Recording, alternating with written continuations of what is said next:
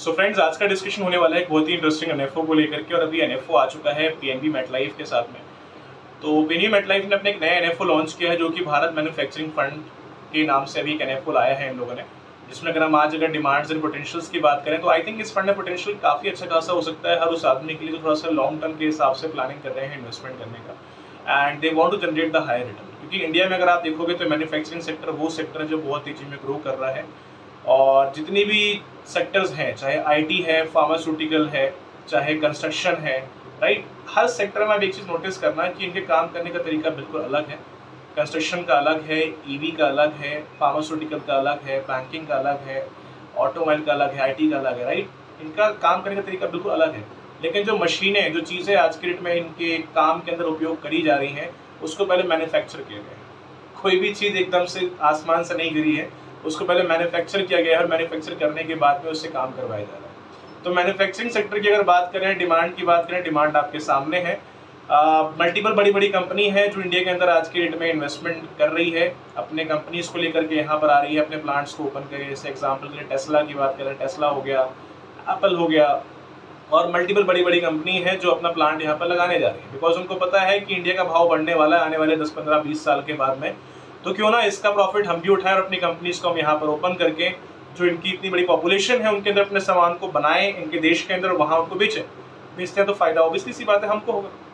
और as a company अगर मान लो फायदा अगर उनको होगा, अगर आपने उनकी कंपनी के स्टॉक्स में अगर पैसा अगर मान लो डाला हुआ है, तो ऑब्वियसली सी बात है कंपनी को फायदा हुआ, आपको फायदा हुआ, तो फायदा हमारी गवर्नमेंट को भी होगा। क्योंकि कंपनी अगर मान लो जो प्रॉफिट आज के डेट में कमा रही है उस प्रॉफिट में से टैक्सेस हो गए, जीएसटी हो गया, वो सब भी पे करती है। अगर टैक्सेस जीएसटी अच्छा खासा गवर्नमेंट के पास में आ रहा है तो उससे क्या फायदा होगा, जीडीपी अच्छी खासी बढ़ेगी, राइट। तो उससे इकोनॉमी अच्छा बढ़ेगा और आपका पैसा तो वहां पर ग्रो कर ही रहा है। तो मैन्युफैक्चरिंग सेक्टर की बात करें तो डिमांडेबल सेक्टर है। ग्रोथ की बात करें तो ग्रोथ बहुत बढ़िया अच्छा खासा यहाँ पर होने वाला है। ये जो फंड अभी गाइस आया है, this is not the mutual fund.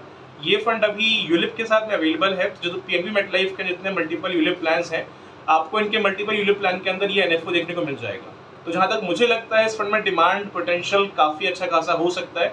अगर आप भी इसमें इन्वेस्टमेंट करना चाहते हैं तो पहले रिस्क को अंडरस्टैंड करिए, रिस्क कितना है, टर्म्स एंड कंडीशन एक बार देख लीजिए क्या है, कैसी है इनकी, और पसंद अगर आपको आता है तो अपना डिसीजन आप चाहें तो इस पर ले सकते हैं। रिस्क की बात करें, रिस्क होने वाला है यहाँ पर वेरी हाई। तो इन्वेस्टमेंट करने के पहले आप इतना अंडरस्टैंड जरूर करना कि जो रिस्क इसमें अवेलेबल उतना आप रिस्क ले सकते हैं, ले सकते हैं तो ही इसमें इन्वेस्टमेंट करना। दूसरी चीज़, जो terms and condition, her company कुछ ना कुछ होती हैं, फीचर्स थोड़े अलग होते हैं, क्या फीचर है क्या नहीं है।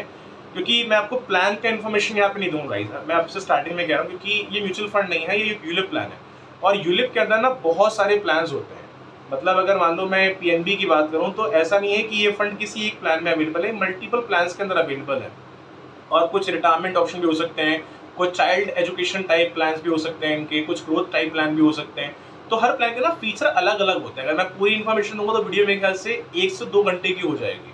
एंड आई होप आप भी नहीं चाहते हैं। आप अगर फंड में इन्वेस्टमेंट करने जा रहे हैं तो आप मोस्टली फंड की इन्फॉर्मेशन चाहोगे। लेकिन आप जिससे भी ये डिस्कस कर रहे हैं प्लान, ऑब्वियसली आप किसी न किसी एडवाइजर से डिस्कशन कर रहे होंगे, तो आप उनसे पहले ये बोलना कि मैं ये जो अगर फंड परचेज करने जा रहा हूँ, भारत मैन्युफैक्चरिंग फंड, तो मेरी रिक्वायरमेंट के बेस पे, क्योंकि आपकी रिक्वायरमेंट क्या है वो एडवाइजर जानता है, वो मैं नहीं जानता। ऑब्वियसली वो आपको उसको बताना होगा कि मुझे पैसे किस लिए इन्वेस्टमेंट करना है, रिटायरमेंट के हिसाब से करना है, बच्चे की पढ़ाई के हिसाब से करना है, कुछ 5-10 साल के लिए इन्वेस्टमेंट करना है। तो आपकी रिक्वायरमेंट को अंडरस्टैंड करने के बाद में ही वो एडवाइजर आपको जितने यूलिप प्लान उनके पास है पीएनबी के पास, उसमें से आपको एक बेस्ट प्लान देता है जो आपके प्रोफाइल के हिसाब से ठीक रहता है। ठीक है, तो एक बार आप उनसे प्लान डिस्कशन करेंगे तो जो भी टर्म्स एंड कंडीशन है, रिस्क कितना होने वाला है, एक्सपेंस रेशियो, व्हाटएवर जो भी चीज़ें एक बार आप उनसे अंडरस्टैंड कर लेना। फिर भी कुछ अगर डाउट अगर आते हैं अपना क्वेश्चन आप रेज कर सकते हैं। तो आप पूरा हम रिव्यू कर रहे हैं सिर्फ फंड के बारे में, इसके अंदर प्लान का रिव्यू हम नहीं करने वाले हैं। ठीक है, दूसरी चीज, ये जो फंड अवेलेबल है यूलिप के साथ में अवेलेबल है, तो ऑब्वियसली टैक्स का बेनिफिट भी रहेगा। टैक्स के अंदर आपको 2 बेनिफिट्स मिलेंगे, एटीसी एंड 1010D। तो एटीसी का बेनिफिट आप सब जानते हैं, अगर आपका मान लो इनकम से अगर टैक्स कट रहा है तो 1.5 लाख तक का आप इन्वेस्टमेंट अगर करके और उसको आप इनकम टैक्स में दिखा सकते हैं, जो भी आपका रिबेट बनता है वो आपको वहाँ पर मिल जाएगा उसके हिसाब से। दूसरी चीज, अगर 1010D की बात करें, और ये ओल्ड टाइप रिज्यूमे के हिसाब से बताया मैंने, वो न्यू वाले में नहीं है एटीसी। और 1010D की बात करें, 1010D का फायदा ये है कि जो मेच्योरिटी है यूलिप के अंदर टैक्स फ्री आता है। अगर आपका प्रीमियम, अगर आपने जो यूलिप प्लान्स लिए हैं, क्योंकि अभी जो नया रूल आया था 1 February 2021 से, मतलब उन्होंने डिक्लेयर किया था कि अगर आप जो भी इन्वेस्टमेंट हम यूलिप में करेंगे 2.5 लाख से ज़्यादा, तो उसमें मेच्योरिटी टैक्सेबल हो जाएगा। तो इसमें अगर मान लो अगर आप यूलिप प्लान कर रहे हैं तो यूलिप का कंडीशन सिंपल है, अगर आप यूलिप में इन्वेस्टमेंट अगर 2.5 लाख से ज़्यादा करेंगे तो मेच्योरिटी आपका टैक्सेबल हो जाएगा। तो ये चीज़ एक बार देख लेना। अगर आपका मान लो पहली बार आप इन्वेस्टमेंट करें, इसके पहले अगर आपने इन्वेस्टमेंट यूलिप में नहीं किया, अगर मान लो फर्स्ट इन्वेस्टमेंट है और अगर आप मान लो इन्वेस्टमेंट अगर आप 2.5 लाख या उससे अगर नीचे कर रहे हैं तो मेच्योरिटी इसमें 10-10 है, तो ऑब्वियसली टैक्स भी यहाँ पर आपका रह सकता है। ठीक है, लाइफ कवर भी रहेगा। लाइफ कवर का फायदा यहाँ पर ये है, अगर मान लो कुछ अगर मिसहैपनिंग हो गया तो नॉमिनी को लाइफ कवरेज का अमाउंट मिल जाएगा। लाइफ कवर भी guys plan to plan vary करता है, तो मैं आपको प्लान की इन्फॉर्मेशन दे नहीं रहा हूँ, but life cover mostly plan के अंदर कम से कम 10 टाइम्स तो देते ही हैं ये लोग। मतलब जो आपका साल का प्रीमियम है, अगर मान लो साल का अगर आप 1 लाख का इन्वेस्टमेंट कर रहे हैं तो 1 लाख का 10 टाइम्स कितना हो गया भाई, 10 लाख के आसपास, तो लगभग मिनिमम इतना लाइफ कवर देते ही हैं। बाकी जो भी है एक बार आप एडवाइजर से प्लीज कंसल्ट कर लेना इसके बारे में। ठीक है guys, in the last we will discuss कि अगर आप अभी इसमें इन्वेस्टमेंट करने का प्लान कर रहे हैं तो अभी आपको इसमें इन्वेस्टमेंट करना चाहिए, फिलहाल के लिए अवॉइड करना चाहिए। तो मेरी आपसे रिकमेंडेशन तो नहीं है, क्योंकि obviously this not a recommendation video. Whatever amount you going to invest in this fund, decision आपका हो कि आपको इसमें इन्वेस्टमेंट करना चाहिए कि नहीं, क्योंकि आपकी प्रोफाइल बिल्कुल अलग है। आपका क्या ड्रीम है, आपको कितना टाइम के लिए इन्वेस्टमेंट करना चाहिए, उतना आप रिस्क ले सकते हैं कि जितने यहाँ पर रिस्क अवेलेबल है। मल्टीपल फैक्टर्स होते हैं, कंडीशन होती है, उसको समझने के बाद हम डिसाइड करते हैं मुझे इस फंड में इन्वेस्टमेंट करना चाहिए कि नहीं। Decision will be your. लेकिन अगर मैं इस सेक्टर की बात करूं, अगर मैं अपना इन्वेस्टमेंट अगर इस फंड में इन्वेस्टमेंट करने के लिए जा रहा हूं तो मैं इसमें इन्वेस्टमेंट 3,000, 4,000, 5,000 के हिसाब से करूंगा, या मैक्सिमम भी कर सकता हूं मेरा बजट अगर ज़्यादा अगर है तो, क्योंकि मुझे पता है ये सेक्टर इंडिया में बहुत तेजी में ग्रो कर रहा है।